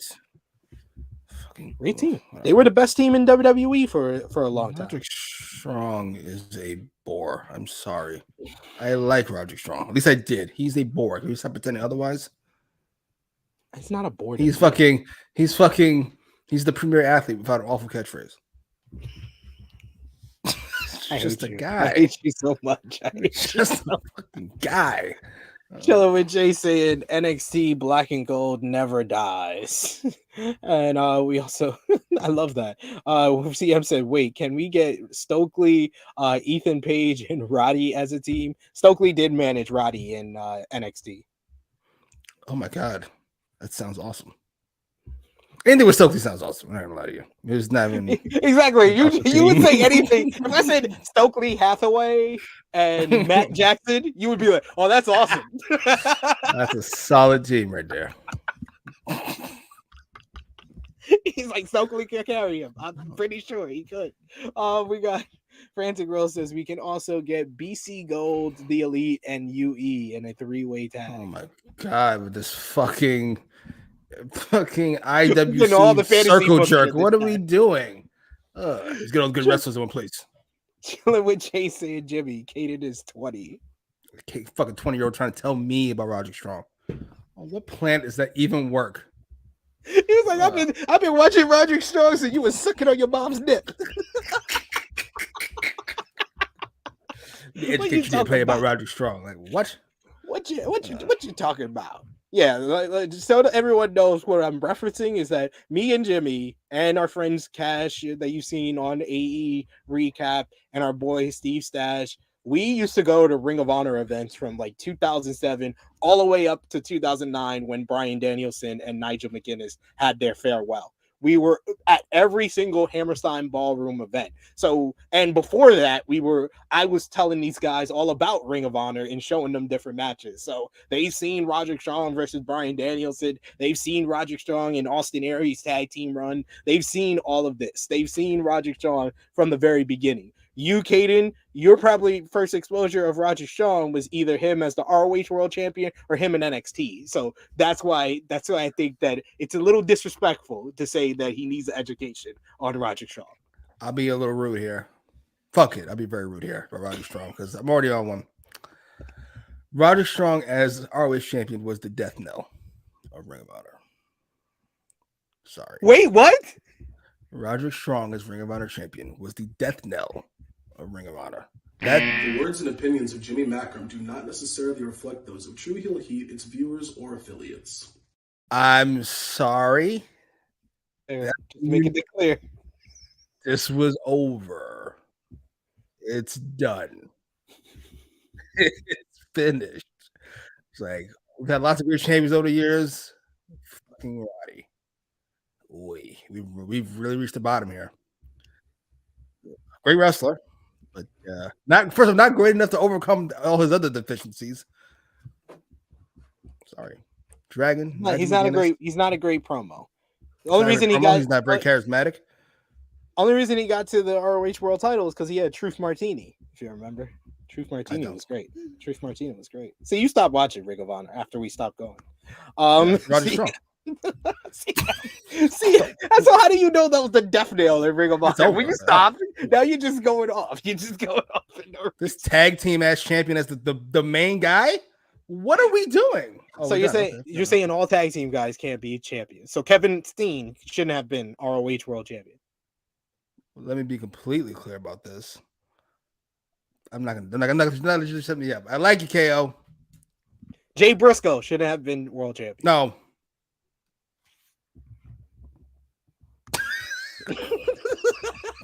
I don't care. The words and opinions of Jimmy Macram do not necessarily reflect those of True Heel Heat, its viewers, or affiliates. You're not gonna catch me with the "he's no longer here" card. No. How's that? No.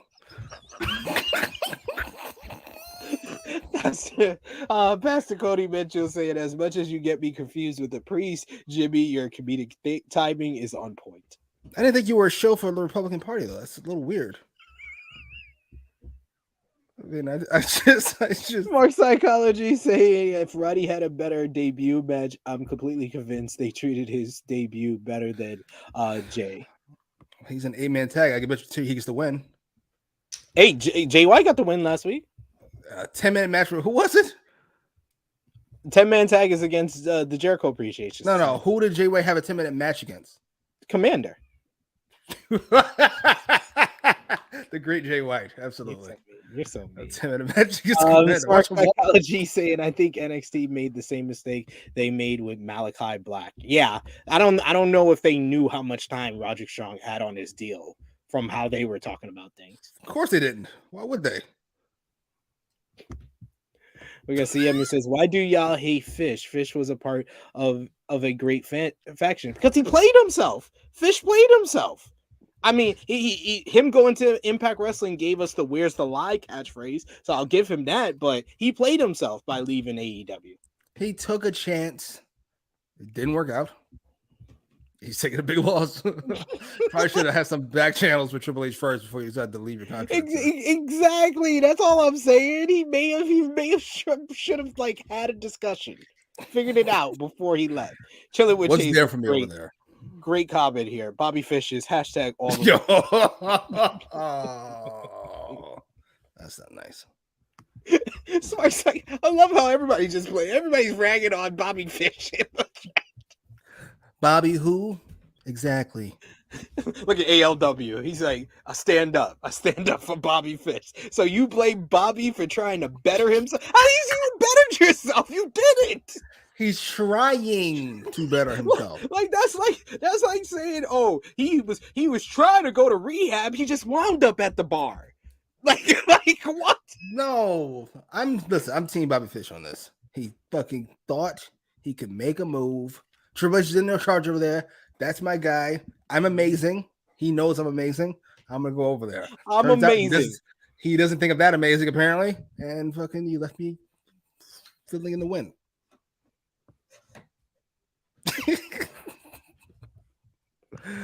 I don't even know how we got here. And Caden's yelling in the chat. He said, I never said he needed an education on Roddy. I can imagine Caden saying that in the same voice. I've never heard his voice. I'm not sure I want to. I'm joking. And everybody correcting you, Jimmy, in the chat saying it was Matt Taven, Jimmy. That's different. Even Alan Weinstein saying no, Matt Taven winning the title was the death of Ring of Honor. See, this is the problem. You guys only see some after it's dead. I'm trying to tell you where it went wrong. Let's say we just had the Austin thing first. Once he beat Mike for the championship, like, oh look, we're taking off. I'm telling you about when it actually started to happen. When it actually started to happen was the Bret Hart feud. It wasn't the Austin 316 promo because he was in a pre-show match at the next pay-per-view. So what? I love that. Listen, stay with me here. I'm not saying Roderick Strong killed it. I'm just saying if you had to mark a point of demarcation, if you will. Sorry. I'm surprised we haven't moved on yet, Frantic Round. I'm willing to move on. Listen, being a great tag team wrestler doesn't mean you can't be a great single star. It's just, is it likely a reason you're in a tag team? That's all I'm saying. That's all. Frantic World saying Fish was trying to get Adam and Kyle to leave AEW to go back to NXT. That's why I said he played himself. Maybe you should have had conversations with Cole and O'Reilly before you decided to ask for your release. Yes. Listen, he made a mistake. It happens. Sorry, Psychology saying he just wound up at the bar, drunk as hell, talking about I'm good, where my keys? That's Bobby Fish right now. Bobby Fish, fucking UK Indies now. Congratulations, homie, you played yourself. When keeping it real goes wrong. Time for some TV. Hobbs isn't very happy with QT following losing the TNT championship last week. QT promises Hobbs that he will be champion again, which seems enough to send Hobbs away. And QT tells his crew that it's time for Plan B. Any thoughts? Comments? My first guess would be like Orange Cassidy or something. Yeah. I'd be down if they immediately make him another champion again. That would be a first in AEW. Someone lose a title and then immediately go and get another title. And we would officially have a ranking system that the fucking All Atlantic is less than the TNT Championship. Even though it's not, it's better. It's better than the TNT Championship. Come on, you know it. You know they booked that so much stronger than the TNT Championship. Agreed. I'm not mad at it. There we go. Next we had Jade Cargill going one-on-one with Taya Valkyrie for the TBS Championship in Jade's probably best feud ever that actually had a build-up outside of Nyla Rose being hilarious. The stipulation in this one was Taya could not use the Road to Valhalla or the Jaded in this matchup.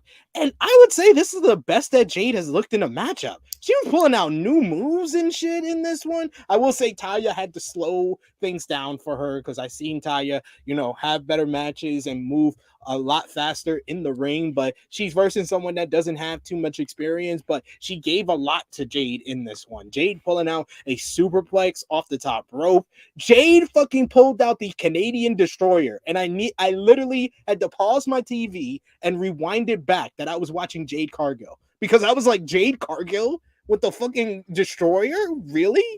The most badass move in the business outside the super kick? Probably second to the super kick. Yeah, it is. But this match, it was going so well. So of course the finish I had to totally hate the finish where muscle memory, it's okay. Taya goes for the Road to Valhalla and she gets told by Aubrey, oh no, you can't use it or you'll be disqualified, and she thinks better of it, but then she just stands there and lets Jade roll her up. It was like she had a brain fart and didn't know what to do next. Like, at least turn her around and then small package into the finish or something like that. It just looked so stupid. And Jade gets the win with the roll up. The first time that Jade has ever won a match. That looks way hotter than it should. First time Jade has won a match with something other than Jaded. After the matchup, Taya is none too pleased. She attacks Mark Sterling. She attacks Layla Gray. Jade gets out of the ring and bails from her. And she decides to grab up Aubrey Edwards and was about to give her the Road to Valhalla before the referees come down and stop her. I did like the post match. It does pretty much set up that this feud is going to continue, and I think that it should, because I think that we've seen in this matchup, this was one of Jade's better matches. We saw a lot more from Jade in this one, so this feud is helping her in her progression. But I mean, I can understand anyone who's just tired of this title reign, because I am a little bit too. What did you think? A little bit. I was tired. I thought we were so hyped for 50. Because 50-0 is going to be a thing. And then it was fucking, it's been over. She's now 56-0. Jesus fucking Christ. It was over before 50. Like, this thing was done. And now I'm not entirely sure what we're doing anymore. I think now, I know it's always been like a kind of like a joke or a meme. I think they really are waiting for Chris Statlander to get back.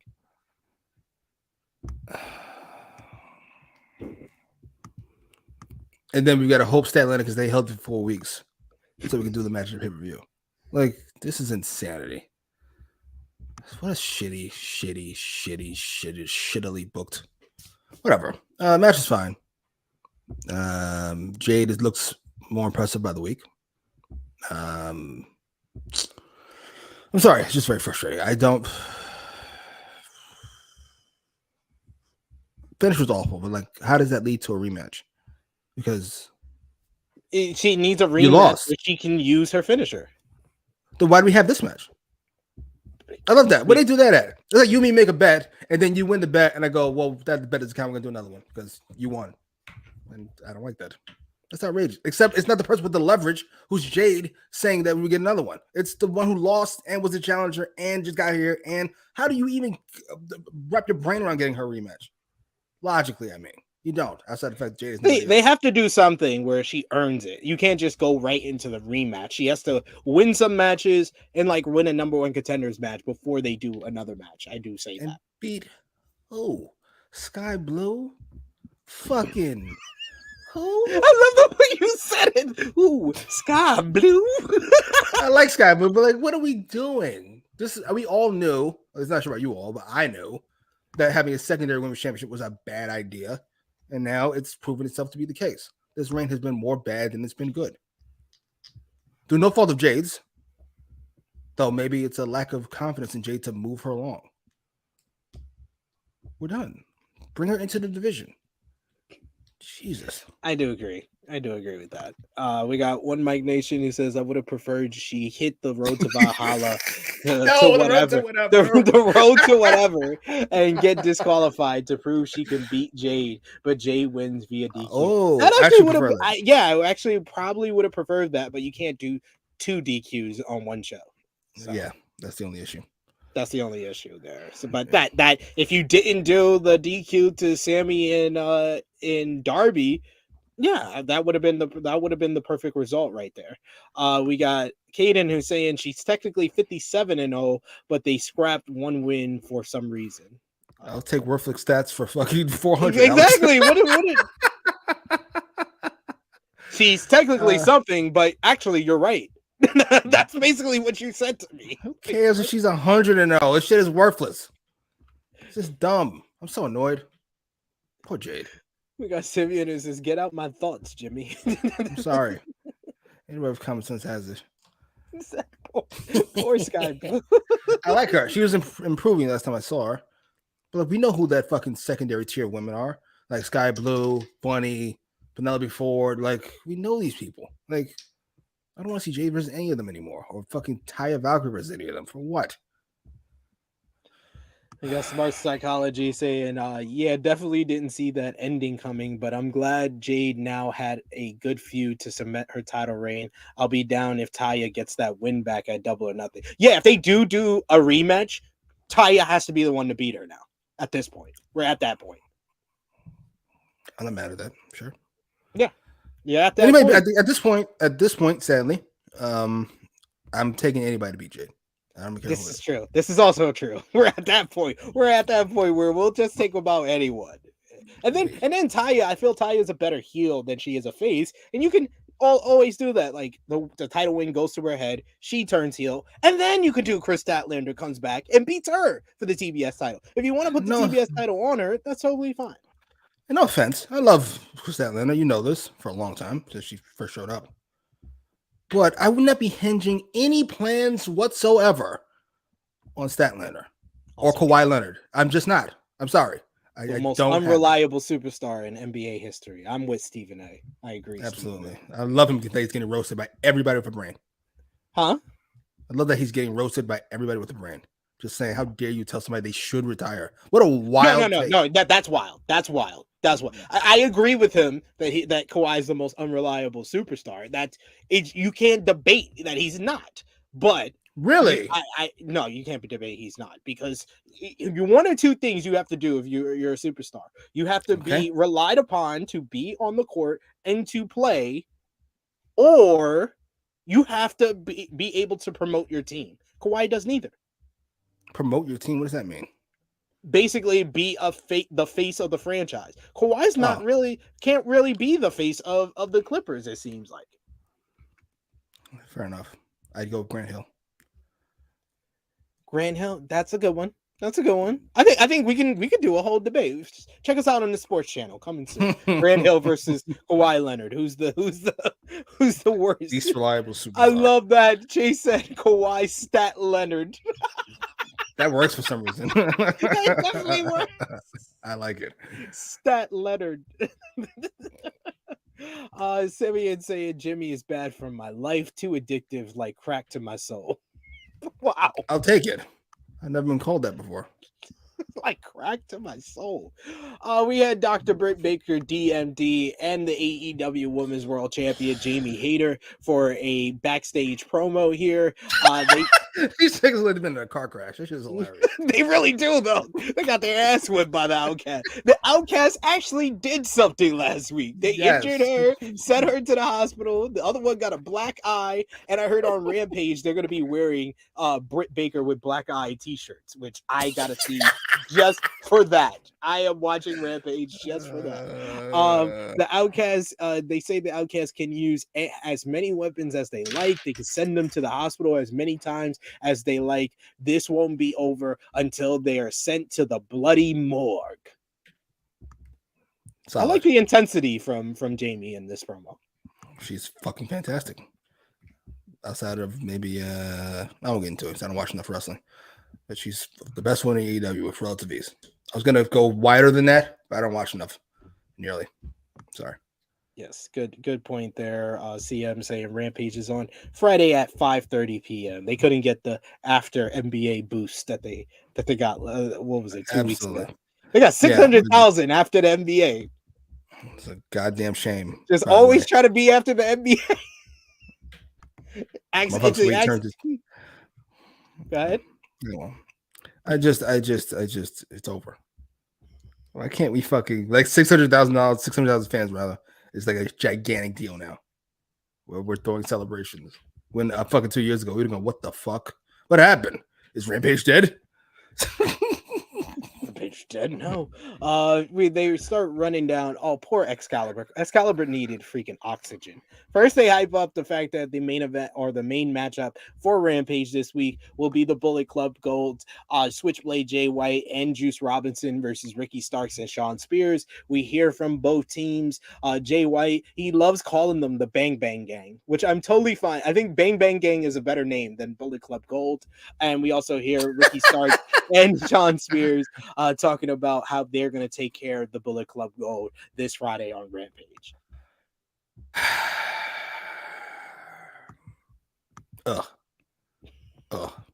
Ricky Starks already banished to Rampage. Fucking told you. See what happens when you go to Juice Robinson? You get sent to Rampage. No, Ricky Starks. You see what happens when you go with Cody to the Royal Rumble? Cody said, "Stay your ass in the bus," and you wanted to come out and got caught by the security cameras. Petty ass Tony Khan. This is fucking Vince incarnate. What kind of childish shit is this? Vince incarnate.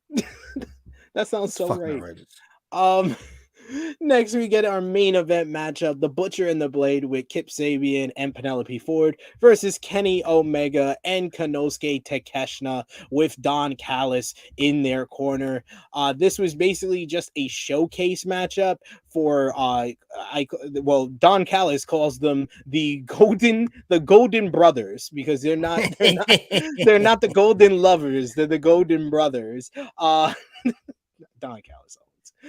We get this matchup actually was a good little showcase for Takeshita and Omega, who actually worked very well with one another in this one here.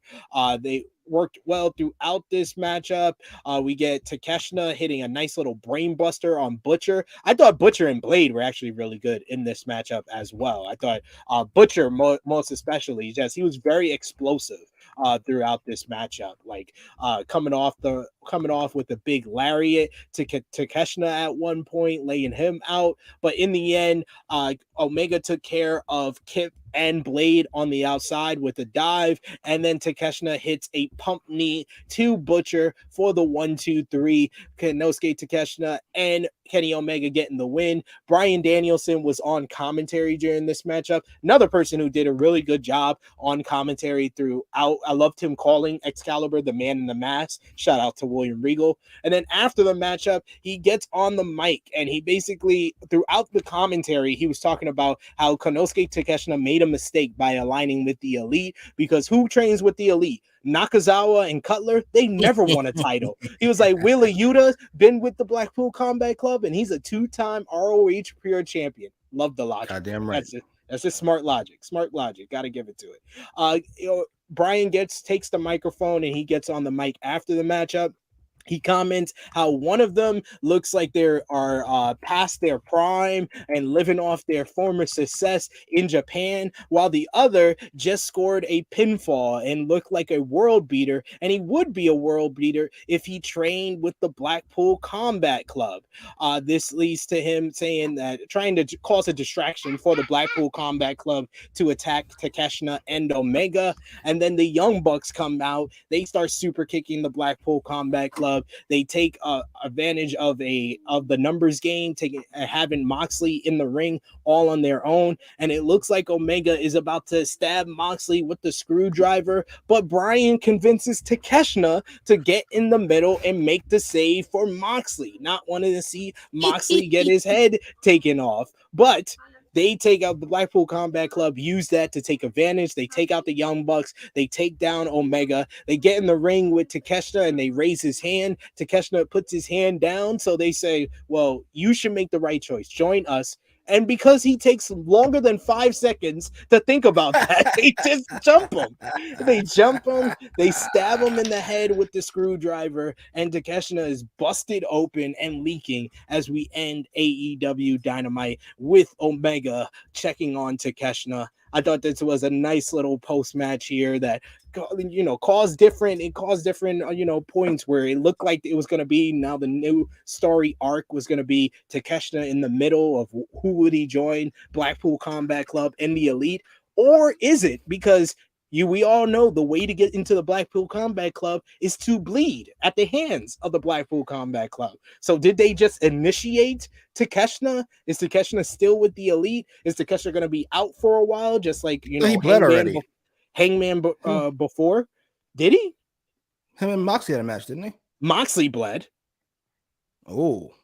Yeah, remember, Wheeler bled in the matchup against Moxley. Right. That's how he joined the group. This is them making Takeshita bleed. So is it still, is he going to come back and align with the Elite, get revenge on the Blackpool Combat Club? Or is Brian going to be able to talk to him off screen and get him to be on the Blackpool Combat Club's side? And we still need Hangman Adam Page. Where is he? When is he coming back? So a lot of interesting story elements still here at play. What did you think about the main event matchup? What did you think about the post match? Main event match was not a main event match. I get why I had to be here. It just isn't. Loved Butcher though. Glad he was in the main event. He deserves it. He's awesome. First time Butcher in the Blade in the main event. You welcome everyone on the Butcher clan. We did it. Post match, Matt Jackson makes me sick. So after I was done rolling my eyes at him fucking super kicking people as he came down to the ring like he was fucking Austin somebody. Once I got over that part, I put my bias to the side. It was fine. I like the attack. I like the Takeshita kind of usual Elite melodrama. Doesn't bother me though, because I like almost everybody involved here. Everybody? Well, not everybody. It's impossible, but almost everybody involved here. So I enjoyed it. I don't know. That feels like a stretch. Let's be honest. If he was to join the BCC, we'd all think this is very Russo-esque. But I think it should be that way. He's just better. I think so too. I was actually, I found myself agreeing with Bryan Danielson throughout this. I was like, yeah, Takeshita should probably join the BCC. Yes, since we're not gonna get anybody else, apparently. So we were gonna make a group of young savages. We got Yuta, we got a man who's been in the business for 30 years, and then we got fucking nobody. That's it. End of the list. What are we doing? We need to catch that and probably one more. Let's do something. What the fuck is the House of Black? Why do we all have all these half-ass stables? I don't ask for much. Yeah, I think that Sean Rossap on his post show over on Fightful talked about how AEW and Tony Khan are apparently now aware that they have a lot of people with momentum that don't show up on the show every week and should.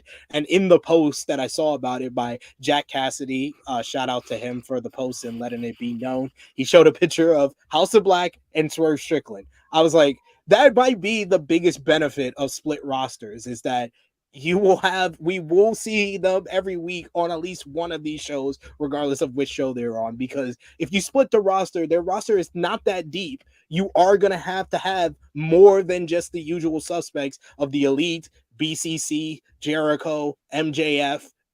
Those are the main people that show up on every show. Everybody else is kind of haphazard depending on what feud they're in. Agreed. I think it'd be a benefit, but I suspect the first few months will be rather rough. Does anyone remember like WWE in 2004? It's like, that's fucking Heidenreich and fucking Mordecai versus The Undertaker. Like, It's not a great roster.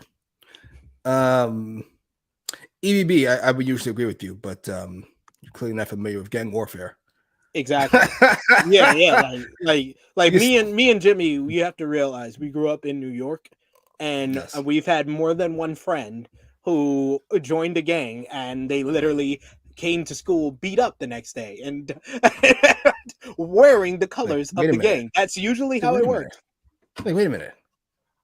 So you wanted that to happen? All right. All right. Fair enough. That's how gangs work, man. You get jumped in. That's what I think happened last night. I'm hoping You're that's going what with that? happened I'm hoping that's what happened last night, because then the numbers would necessitate what I said last week of Hangman comes back. Now we got 4 on the Elite. We need a 5 for Blood and Guts. Kota Ibushi comes in. Oh Jesus. I really want Dragon to give him Ibushi and Takeshita having a face-off in Blood and Guts. That's what I want. I need that inject that into my veins. I just want Dragon to give Takeshita a speech, like a parent who just whooped a child.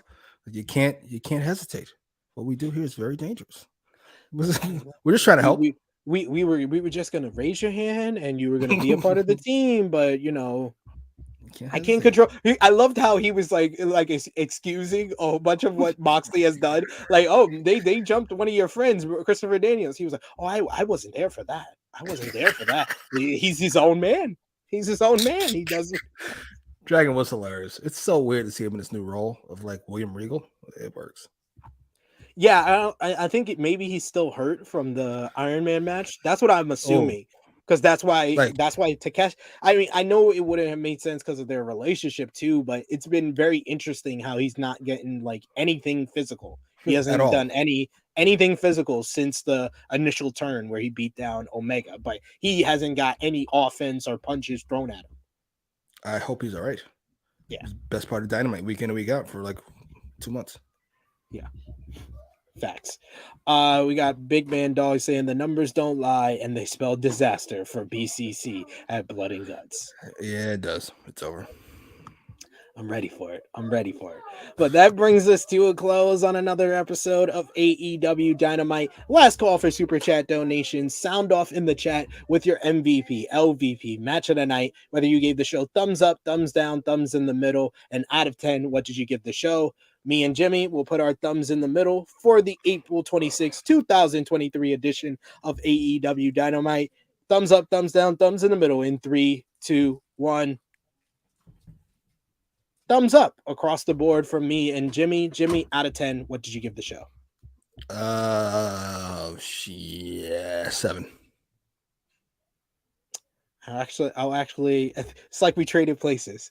You gave it a 7.5 last week. I gave it a 7. You give it a 7 this week. I'm going to give this one a 7.5. I did not hate anything as much as I hated last week's opening promo. There was stuff that I would have done differently on the show and that were stupid at times, like the finish to Jade and Talia, but there wasn't anything offensively bad that damaged characters the way that opening promo did last week. I agree with that. On the mat to take. Yeah. All right. What did you who you got for match of the night? Shoot, I'm gonna go Sammy and Darby. My match of the night, finish included. I'm gonna go with Orange and Bandito. Match of the night for me. What? Look how strong he is. One hand. Wait a minute. Look how strong he is. One hand. We got it. What is wrong with you? MVP for the show, Jimmy. That's on the more difficult side. I'm gonna go. Shit. I'm going MJF. Always a safe pick. MJF.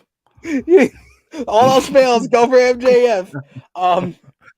I am gonna go with BCC and more importantly, Bryan Danielson. He convinced Takeshita to stop the Elite.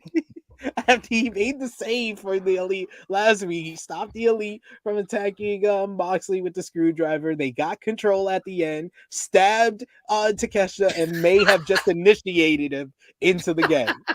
They got a lot done in 20 minutes. They got a lot done. They only were on the camera like 10 minutes. Only on camera for 10 minutes. A better use of 10 minutes than weapon in hand too. And Blackpool Combat Club, they better wear out Kenny as long as they can. Because Hangman's going to come out here. Outside of running the ropes, isn't that the first move you learn how to stomp somebody? Jesus. we got. By the way. I'll go with Roddy Strong as well. I'll go Danielson and Roddy Strong. Roddy Strong for his debut. Got that check. By the way, a new belt they have over in WWE, the new world title. Yeah, I hated it at first because it's a bootleg version of the big gold belt, but it's a solid belt. I like the belt. It looks better than the two other world titles. It's just Triple H did a horrible job of explaining that. It just sounded like he was saying, the "You Can't Beat Roman" award. Here you go. Here's for everyone because Roman has been champion for so long, and because we couldn't stop him as a company from signing a contract where he doesn't have to show up too often. Here's a consolation prize. So how did he explain it horribly? So that sounded completely accurate to me. I mean, it is accurate. That's horrible. That's your secondary. That's a secondary title. That's basically you introduced a secondary title and tried to play it off like it was the new top title. Yeah, and it's a third world title. Regardless of what anybody wants to tell me, it's a third world title because from wrestling history, whenever there's been an undisputed world champion in WWE, after like 6 months, they consolidate it into one title. Yes. They would not have Roman walking around with both titles for over a year if they didn't have the intention of eventually splitting them. Yeah, this definitely feels like a last minute justification for our shitty decision. Whatever. I'm very depressed. At least that belt is clean. That's all. I'll take. Yeah. The belt looks. Yeah, I have no problem with the look of the belt. My problem. 4 out of 5 stars. My problem is the idea of the belt. We got Chase saying Takeshita didn't choose a side. LVP. Okay. We got 7 out of 10 by Annika, 7 out of 10 from Chase. You were answering AOP here. Thank you for that question. Simeon saying 7.5 out of 10. Big Man Dog saying MVP is MJF. Who's your LVP for the night? Can you give an LVP to somebody who's not on the show? Yeah, that sounds right. Jay White. He was on the show. He had a promo. So right.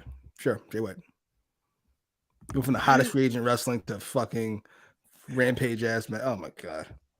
Simeon saying Darby and Sammy match of the night. MVP Sammy and MJF. LVP the Wardlow Jobber.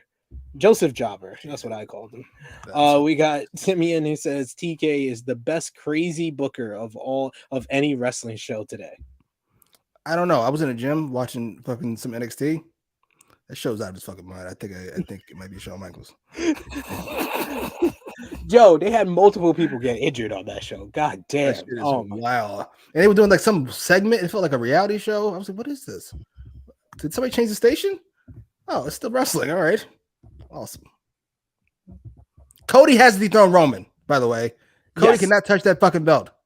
Oh man, I can't wait for tomorrow when Cody gets drafted to Raw and all the people that were behind this idea of the world title is going to jump off the bandwagon. They're going to jump off so fast when they realize what's going on. Do it. You bring Cody and Roman on the same show.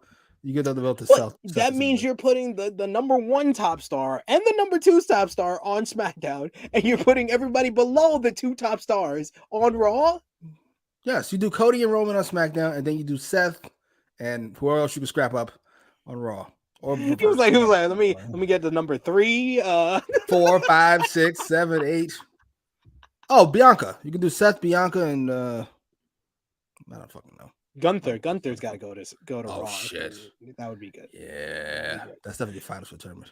EVB saying, I love the new world title. The circumstance around it is shit, but I love the look of it. I'm praying that Cody is drafted to SmackDown so that he can eventually go for the WWE title instead.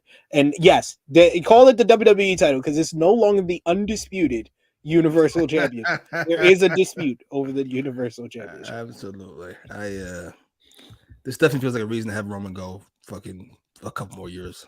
Dude, that's what I literally was like, you won this, you made it sound like a consolation prize. And 2, this just tells me Roman's not losing it this year. Oh my God. How'd you book yourself in this corner? No idea. Vince. No, but Triple H had opportunities. He's had Yeah, at opportunities. WrestleMania, he got you out of it. Cody, we're right here. He's like, This nigga right walked here. through the door.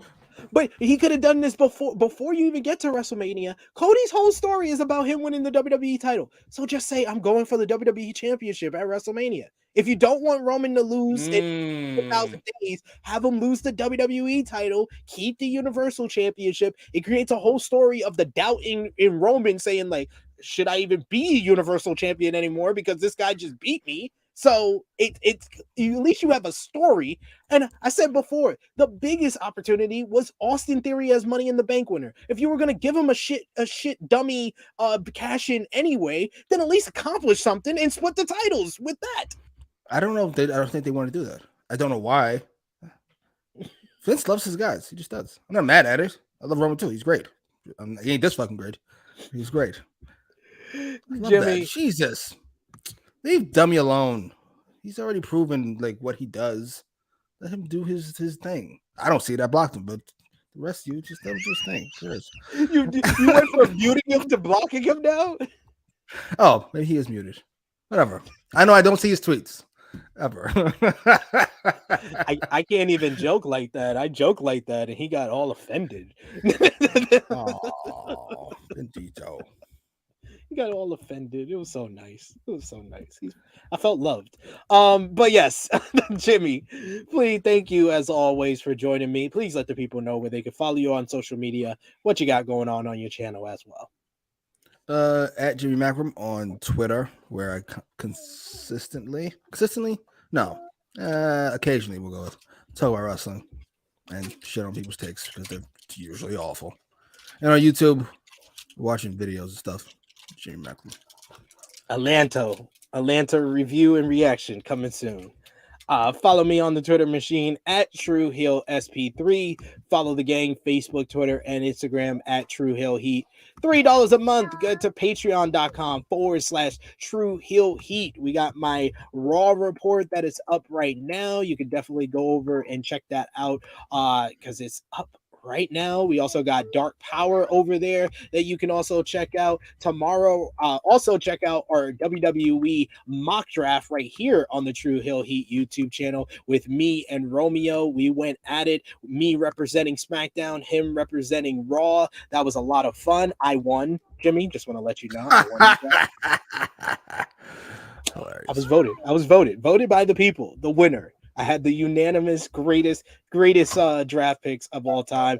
Go over and check that out. Here's the rosters for anyone who missed it. So it's my SmackDown roster with Roman and Cody. See, I listened to you, Jimmy. I won. Good job. You got Rhea, Becky. Jesus, what the fuck happened? All he got was fucking Gunther. Also, dropping tomorrow at 12 p.m. Eastern Time is my interview with former Impact World Champion, former NWA World Heavyweight Champion Nick Aldis. And join us live here at 11:05 a.m. Eastern Time. It is the True Hill Heat flagship podcast with myself, Stephanie Hypes, filling in for Miss Chrissy Love, and special guest Alex McCarthy. Join us live. Asian on vacation. That's not as bad as every insult you have ever made about a guest. For Jimmy Macram, it is me, your True Hill Phenom SP3. This has been AEWramble, episode 91, the Undisputed Reunion. We are signing off until next time. My daughter just stole my phone.